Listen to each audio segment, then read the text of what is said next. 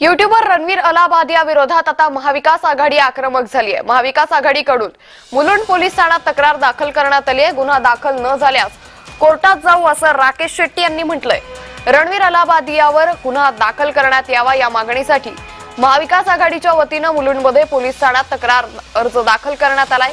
या अगोदर इतर राज्यात गुन्हे दाखल करण्यात आलेत, मात्र मुंबई पोलिसांनी ही गुन्हा दाखल करावा अशी मागणी महाविकास आघाडीने केली आहे।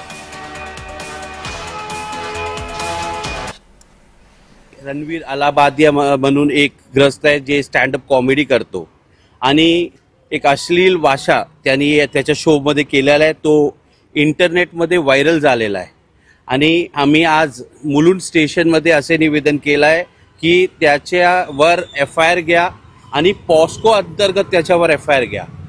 तुम्हाला माहित आहे की यूट्यूबमध्ये काही एज रिस्ट्रिक्शन नसतात आणि याचा हे लोक बेनिफिट घेऊन आपला व्हिडिओ आणि व्ह्यूज वाढवण्यासाठी हे लोक असे स्टँडअप कॉमेडी करतात आणि अश्लील वल्गर लँग्वेजचा हे संभाषण करतात।